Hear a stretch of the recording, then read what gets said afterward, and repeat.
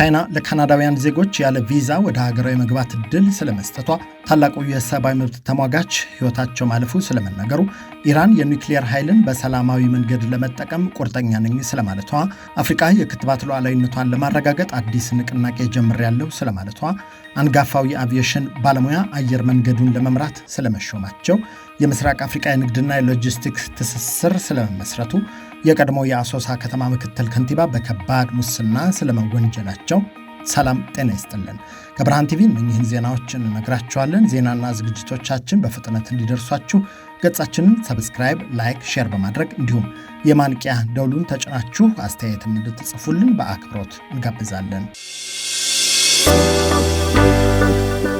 ካናዳውያን ዜጎች ወደ ቻይና ያለ ቪዛ የመግባት እድል ተሰጥቷቸዋል። የካናዳው ጠቅላይ ሚኒስትር ማርክ ካርኒ በቅርቡ የጎበኟት ቻይና ጋር ያላቸውን ግንኙነት እያደሱ እንደሆነ ተናግረዋል። በአዲሱ ስትራቴጂካዊ አጋርነት ውል መሰረት ቻይና ለካናዳውያን ያለ ቪዛ ወደ ሀገሯ የመግባት እድል እንደሰጠችም ነው የተናገሩት። የቻይና ውጭ ጉዳይ ሚኒስቴር መስሪያ ቤት እንደገለጸው መደበኛ የፓስፖርት ባለቤት የሆኑ የካናዳ ዜጎች ከዛሬ ጀምሮ ያለ ቪዛ ወደ ቻይና መግባት ይችላሉ። ፖሊሲው ለንግድ፣ ለቱሪዝም፣ ለቤተሰብ ጥሪና ለትራንዚት እስከ 30 ቀናት ቆይታን በቤይጂንግ ይፈቅድላቸዋል። ለካናዳውያን የ30 ቀናት የቪዛ ነፃ ቆይታን ቻይና መፍቀዷ ሁለቱ ሀገራት በመሃላቸው ከሰፈነው የዓመታት ውጥረት በኋላ ግንኙነታቸው እየተሻሻለ እንደሆነ የሚያሳይ ምልክት ተደርጎ ተወስዷል። የካናዳው ጠቅላይ ሚኒስትር ማርክ ካርኔ ከቻይና ጋር ያለው ግንኙነት እየታደሰ በመሆኑ ደስተኛ መሆናቸውን ገልጸዋል። ይህን ተከትሎ ቀደም ሲል የካናዳው ጠቅላይ ሚኒስትር ወደ ቤይጂንግ መጓዛቸውን የሰሙት የአሜሪካው ፕሬዚደንት ዶናልድ ትራምፕ ካናዳ በደካማ አመራር የማይሆናትን አጋር መርጣለች ሲሉ መወረፋቸው ይታወሳል። አንጋፋው የሰብአዊ መብት ተሟጋችና ፖለቲከኛ ሕይወታቸው ማለፉ ተሰምቷል። የሰብአዊ መብት ሙግትና የፖለቲካ አመራር ላይ ስማቸው የሚታወቀው ጄሲ ጃክሰን በ84 ዓመታቸው ከዚህ ዓለም በሞት መለየታቸውን የዜና ማሰራጫዎች እየዘገቡት ነው። ጄሲ ጃክሰን በ1960ዎቹ ከአንጋፋው የሰብአዊ መብት ታጋይ ጓዳቸው ዶክተር ማርቲን ሉተር ኪንግ ጋር በመሆን የጥቁር አሜሪካውያንን መብት ለማስከበር በግንባር ቀደምነት የታገሉና ማርቲን ሉተር ኪንግ ሲገደሉም አብረዋቸው የነበሩ የቅርብ ረዳታቸው እንደነበሩ ይነገራል። ጄሲ ጃክሰን በ1984 እና 88 ለዩናይትድ ስቴትስ ፕሬዝዳንትነት ለመወዳደር በዴሞክራቲክ ፓርቲ ውስጥ ጠንካራ ዘመቻ በማድረግ የመጀመሪያው ጥቁር አሜሪካዊ ወንድ የፕሬዝደንት እጩ በመሆን በታሪክ ተመዝግበዋል። ተስፋችሁ አይሙት ኪፕ ሆፕ አላይቭ በሚለው ንግግራቸው የሚታወቁት ጄሲ ጃክሰን በአሜሪካ የፖለቲካና የሰብአዊ መብት ትግል ታሪክ ውስጥ ትልቅ አሻራ ያኖሩ ግለሰብ እንደሆኑም የህይወት ታሪካቸው ያስረዳል። ከዚህ በተጨማሪም እንደ አውሮፓውያን አቆጣጠር በ2020 የአሜሪካ መንግስት ከታላቁ የኢትዮጵያ ህዳሴ ግድብ ጋር በተያያዘ በኢትዮጵያ ላይ የጣለውን የገንዘብ እርዳታ እገዳ ጄሲ ጃክሰን በጽኑ ተቃውመዋል። ጃክሰን በወቅቱ ለአሜሪካ የህዝብ ተወካዮች ምክር ቤት በጻፉት ደብዳቤ እገዳው ፍትሐዊ እንዳልሆነና የኢትዮጵያን ጥቅም የሚጎዳ መሆኑን ገልጸው እንደነበር ይታወሳል። ኢራን የኒውክሌር ኃይልን በሰላማዊ መንገድ ለመጠቀም ቁርጠኛ እንደሆነች ገልጻለች። የኢራን የውጭ ጉዳይ ሚኒስቴር ቃል አቀባይ ኢስማኤል ባጋሃይ አገራቸው የኒውክሌር ጦር መሳሪያዎች እንዳይስፋፉ የሚከለክለውን ስምምነት ለመፈረም ቁርጠኛ መሆኗንና ግዴታዎቿን እንዲሁም መብቶቿን መቀበሏን ገልጸዋል። በስዊትዘርላንድ ጄኔቭ ከሚካሄደው ድርድር በፊት ለኢርና የዜና ወኪል እንደተናገሩት በስምምነቱ አንቀጽ 4 መሰረት መብታችን የኒውክሌር ኃይልን ለሰላማዊ ዓላማ መጠቀም ሲሆን ዩራኒየም የማበልጸግም ሂደትም የዚሁ አካል ነው ብለዋል። ስለ ድርድሩ በሰጡት አስተያየትም የውጭ ጉዳይ ሚኒስቴር ቃል አቀባዩ እስማኤል ባጋሃይ ቴህራን ንግግሩን በተቻለ ፍጥነት ለማጠናቀቅ እንደምትፈልግና ለዚህም ሲባል አስፈላጊውን የሰው ኃይል በሙሉ በስዊትዘርላንድ ከተማ እንዲገኙ ማድረጓን ተናግረዋል። በዚህኛው ዙር ድርድር የተሟላ ቡድን ይዘን እንቀርባለን። ይህም የፖለቲካ፣ የህግ፣ የኢኮኖሚና የቴክኒክ ቡድንን ያካትታል ያሉት ቃል አቀባዩ እየተደራደርን ያለነው ሙሉ በሙሉ ጥርጣሬ ላይ እና ለመተማመን በሰፈነበት ሁኔታ ውስጥ ነው ሲሉም ለኢርና ገልጸዋል።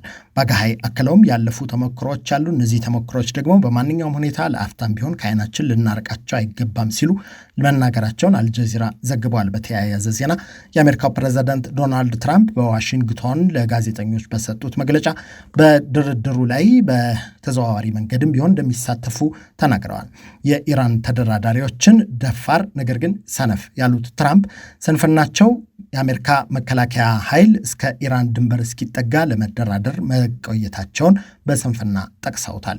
ከዚህም ባሻገር ትራምፕ በውይይቱ ላይ በተዘዋዋሪ መንገድ እንደሚሳተፉ ይናገሩ እንጂ በምን መንገድ ሊሳተፉ እንዳሰቡ የገለጹት ነገር የለም። ከድርድሩ ምን ይጠብቃሉ ተብለው ለቀረበላቸው ጥያቄም ምንም አላውቅም ማለታቸው ተሰምቷል። አፍሪካ የክትባት ሉዓላዊነቷን ለማረጋገጥ አቺቭ አፍሪካ የተሰኘውን ንቅናቄ ይፋ አድርጋለች። የንቅናቄው ዋና ግብ የአፍሪካ የክትባት ማሸጊያ ማዕከል ብቻ ሳትሆን የክትባት ግኝትና ምርምርም መነሻ እንድትሆን ማስቻልና ከክትባት ግኝትና ከክሊኒካዊ ሙከራ ጀምሮ እስከ መጨረሻው ስርጭት ያለውን አጠቃላይ የእሴት ሰንሰለት በአህጉሪቱ ለመገንባት በቁርጠኝነት እንደሚሰራ ተገልጿል። የንቅናቄው ማስጀመሪያ መርሃ ግብር ላይ የተገኙት ኢፌዴሪ የጤና ሚኒስትሯ ዶክተር መቅደስ ዳባ ኢትዮጵያ የአፍሪካ ህብረት እንደ አውሮፓውያን አቆጣጠር በ2040 የክትባት ፍላጎትን 60% በአህጉር ውስጥ ለማሟላት ያስቀመጠውን ግብ ለማሳካት ግንባር ቀደም ሚና እየተወጣች መሆኑን መግለጻቸው ተሰምቷል። በመድኃኒት ዘርፍ የሀገር ውስጥ ፍላጎትን ሽፋን ከ8% ወደ 42% ማደጉንና ወደ 60% የማሳደግ እቅድ መኖሩንም መጠቆማቸውን ሚኒስቴር መስሪያ ቤቱ አመልክቷል። የኢትዮጵያ አየር መንገድን ለረዥም ዓመታት በዋና ስራ አስፈጻሚነትና በቦርድ ሊቀመንበርነት በመምራት ስኬታማ ጊዜ ያሳለፉት አንጋፋው የአቪዬሽን ባለሙያ አቶ ግርማ ዋቄ የኡጋንዳን አየር መንገድ በጊዜያዊነት እንዲመሩ መሾማቸው በይፋ ተገልጿል። የኡጋንዳው ፕሬዝዳንት ዩዌሪ ሙሴቬኒ በፈረሙት የሹመት ደብዳቤ ላይ እንደተመለከተው ውሳኔው የተላለፈው በአየር መንገድ ውስጥ የሚታዩ የአመራርና የአስተዳደር ድክመቶችን በዘላቂነት ለመፍታት ታስበው ነው። ፕሬዝዳንቱ በደብዳቤያቸው በኡጋንዳ አየር መንገድ ውስጥ ስላሉት የአመራርና የአስተዳደር ድክመቶች መነሻ በማድረግ በአየር መንገድ ውስጥ ያሉ በርካታ የአስተዳደር ድክመቶችን ለማስተካከል እንዲረዱ አቶ ግርማ ዋቄን በአማካሪነት እንዲሾሙ አዝዣለሁ ይላል። እንደ ሹመት ደብዳቤው መረጃ ከሆነ አቶ ግርማ ዋቄ እንደ አውሮፓውያን አቆጣጠር ሐምሌ 2026 ድረስ ወይም አዲስ ቋሚ የዋና ስራ አስፈጻሚ ተቀጥሮ ስራ እስኪጀምር ድረስ ተጠባባቂ ዋና ስራ አስፈጻሚ ሆነው ያገለግላሉ። በዚህ ቆይታቸውም በአየር መንገድ ውስጥ ያሉ የአስተዳደር ክፍተቶችን መለየትና የማስተካከል እንዲሁም የአመራር ቡድኑን ማዋቀርና አየር መንገዱን በቋሚነት የሚመራ ዋና ስራ አስፈጻሚ የማፈላለግና የመተካት ስራዎች እንደሚሰሩ ለቲክቫህ ኢትዮጵያ ያስረዱት አቶ ግርማ ስራው ሙሉ ሰዓትን የሚጠይቅ ሳይሆን በሳምንት የተወሰኑ ሰዓታትን ብቻ በመስራት የሚከወን መሆኑን ገልጸዋል። ሹመቱ ጊዜያዊ ነው፣ ሙሉ ሰዓት አልሰራም፣ በሳምንት የተወሰኑ ሰዓታትን ብቻ እሰራለሁ ያሉት አቶ ግርማ ዋና ትኩረታቸው አየር መንገዱን የሚመራ ብቁ ቡድን ማዋቀርና ስራ አስፈጻሚ ማፈላለግ መሆኑን ጠቁመዋል። ይህ ሂደት እንደተጠናቀቀም ከዋና ስራ አስፈጻሚነት ስልጣናቸው በመውረድ በአማካሪነት ስራቸው እንደሚቀጥሉ አስታውቀዋል። አቶ ግርማ ዋቄ በአፍሪካ አቪዬሽን ኢንዱስትሪ ውስጥ ካሉ ስመጥር ግለሰቦች ቀዳሚው እንደሆኑ የጠቀሰው የቲክቫህ ዘገባ የኢትዮጵያ አየር መንገድን ለ7 ዓመታት በዋና ስራ አስፈጻሚነት በመምራት አየር መንገዱ የዓለም አቀፍ ተወዳዳሪነቱን እንዲያሳድግ ከፍተኛ አስተዋጽኦ ማበርከታቸውን አስታውሷል። የምስራቅ አፍሪካ የንግድና የሎጂስቲክስ ትስስር የሆነው የጅቡቲ የኢትዮጵያ የደቡብ ሱዳንና ኡጋንዳ ኮሪደር ባለስልጣን ተቋም በይፋ ተመስርቷል። ሀገራቱ በዛሬው ዕለት የፊርማ ስነስርዓት ሲያከናውኑ ኢትዮጵያን ወክለው የትራንስፖርትና ሎጂስቲክስ ሚኒስትሩ ዶክተር አለሙ ስሜ ፊርማቸውን አኑረዋል። በይፋ የተመሰረተውና የቀጠናውን የንግድና መሰረተ ልማት ትስስር የሚመራው ተቋም በዋናነት ከቀጠናው ሀገራት መካከል የንግድ ልውውጥን በማሳለጥና የመሰረተ ልማት አውታሮችን በጋራ በማልማት ላይ እንደሚያተኩር ተነግሯል። የትራንስፖርትና ሎጂስቲክስ ሚኒስቴር መስሪያ ቤት እንደገለጸው ስምምነቱ የሎጂስቲክስ አቅርቦትን በማቀላጠፍና የኢንቨስትመንት ዘርፉን በማስፋፋት አስፈላጊ የጉምሩክ ሂደቶችን በማስቀረት ሚና ይወጣል ብሏል። በተጨማሪም የቀጠናውን የንግድ እንቅስቃሴ እንዲሳለጥና በሀገራቱ መካከል ያለው የትራንስፖርት ፍሰት በተቀላጠፈ ሁኔታ እንዲከናወንም ያግዛል። የወደብ ተደራሽነትን ለመጨመርና የአገልግሎት ወጪዎችን ለመቀነስም ሚናው ከፍ ያለ እንደሆነ ተነግሯል። የአሶሳ ከተማ የቀድሞ ምክትል ከንቲባ በከባድ የሙስና ወንጀል መታሰራቸው ተነግሯል። የአሶሳ ከተማ ከፍተኛ ፍርድ ቤት የአሶሳ ከተማ አስተዳደር የቀድሞ ምክትል ከንቲባ የነበሩት አቶ ንጋቱ ቂልጡ ቡልቲ በፈጸሙት ከባድ የሙስና ወንጀል ጥፋተኛ ሆነው በመገኘታቸው በ10 ዓመታት ጽኑ እስራትና በገንዘብ እንዲቀጡ ውሳኔ ማሳለፉ ተሰምቷል። የካቲት 9 ቀን 2018 በዋለው የወንጀል ችሎት ተከሳሹ የሙስና ወንጀሎችን አዋጅ ቁጥር 881 ህዝባር 2007 አንቀጽ 9ና አንቀጽ 13ን በመተላለፍ ስልጣንን ያለ አግባብ በመጠቀምና የመንግስት ስራን በማጉላላት ወንጀል ጥፋተኛ ናቸው ተብለዋል። ፍርድ ቤቱ የአቃቤ ሕግና የሰውን ሰነድ ማስረጃዎች መርምሮ ባረጋገጠው መሰረት ተከሳሹ በፈጸሙት ድርጊት በመንግስት ሀብትና ንብረት በሆነው መሬት ላይ ያደረሱት ጉዳት በከፍተኛ ወንጀል ደረጃ የሚመደብ መሆኑ ተገልጿል። አቶ ንጋቱ ጥፋተኛ የተባሉት በሁለት ተደራራቢ ክሶች በመሆኑ ተከሳሹ በ10 ዓመት ጽኑ እስራትና በ4500 ብር የገንዘብ መቀጮ እንዲቀጡ ፍርድ ቤቱ ወስኗል።